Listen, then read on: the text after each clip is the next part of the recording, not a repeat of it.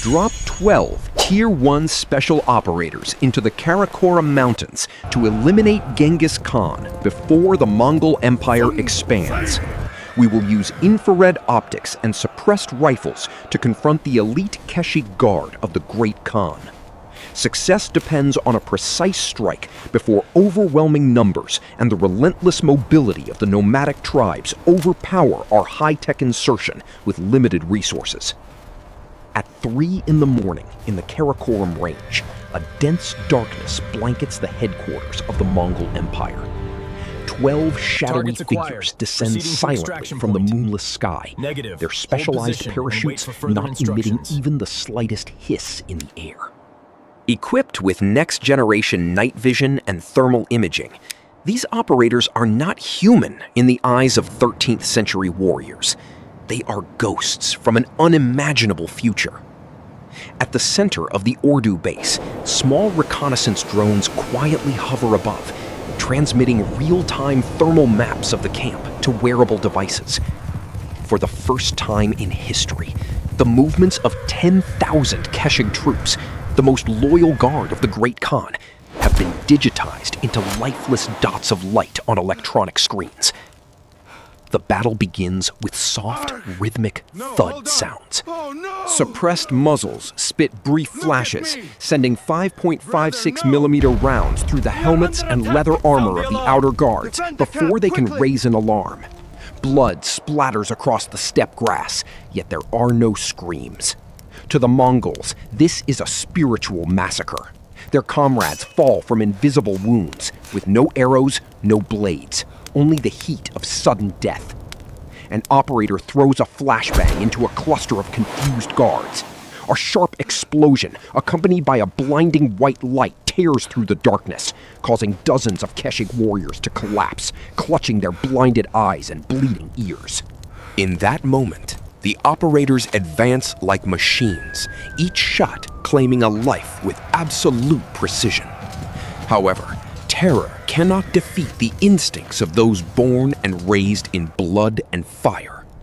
The sound of a horn made from buffalo horn blares, shattering the silence of the valley. The modern unit's greatest mistake is underestimating the awareness and iron discipline of the Mongols. Instead of fleeing from magic, the Kheshig quickly established defensive circles. Under the shouted commands of their generals, thousands of torches are lit simultaneously, turning the camp into a blazing sea of fire. This extreme brightness immediately burns out the amplification of the night vision devices, forcing the operators to rip them off, exposing bare eyes not yet adapted to the light. Seizing the opportunity, Mongol horse archers begin executing their classic tactics.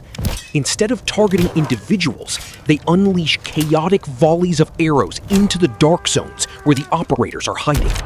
The whistling of tens of thousands of arrows cutting through the air creates a terrifying sound.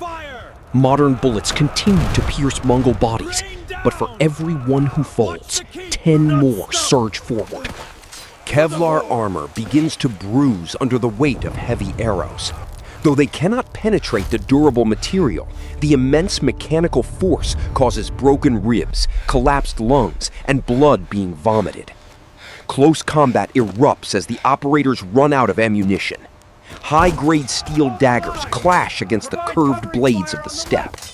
One operator locks a Kheshig guard in a chokehold, but is immediately overwhelmed by 3 other warriors who rush in like starving wolves, using brute strength to slam him to the ground. The physical power of Mongol soldiers, honed through daily horseback riding and wrestling, becomes overwhelming at close range. Meanwhile, the Arrow Rider communication system activates surrounding units.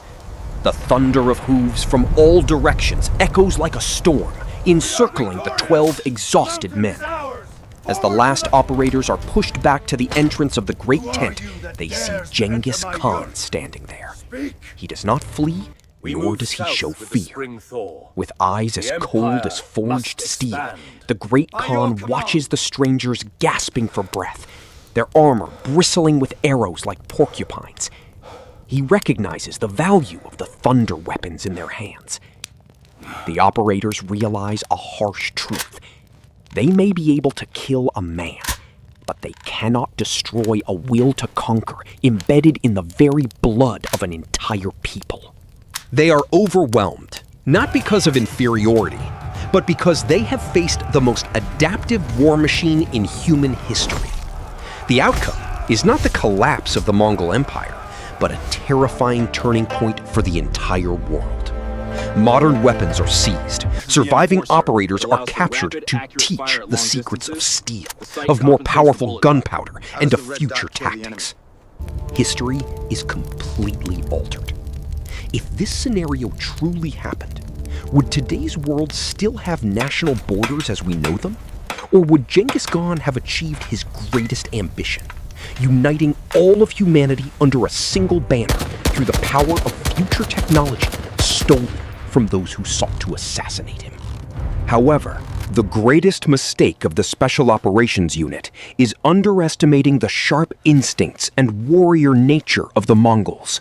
The Kheshig are not ordinary soldiers. They are apex predators of the steppe. After just 15 minutes of initial chaos, Mongol iron discipline overwhelms fear. Under the command of seasoned generals, the Mongols do not blindly attack the source of gunfire. They quickly shift tactics, lighting thousands of torches and setting the entire perimeter ablaze so that the blazing fire blinds the infrared sensors. The Arrow Riders' communication system is activated, and news of the demons riding clouds rapidly spreads across the territory, summoning reinforcements from all directions. As the special unit's ammunition begins to run dry, modern Kevlar armor also reveals its weakness against the immense force of tens of thousands of Mongol arrows fired simultaneously. Though they cannot penetrate the armor, the relentless volleys generate tremendous impact, breaking ribs, causing internal injuries, and rendering the operatives' combat ineffective. At close range, tactical daggers are quickly overwhelmed by Mongol curved blades in the hands of warriors who have spent their entire lives on horseback.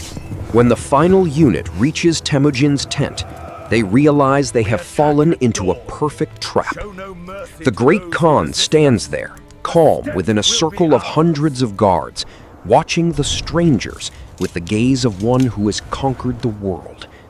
The special unit realizes the harsh truth.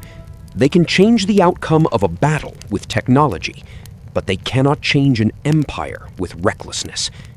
They are drowned by overwhelming numbers and the terrifying adaptability of the enemy.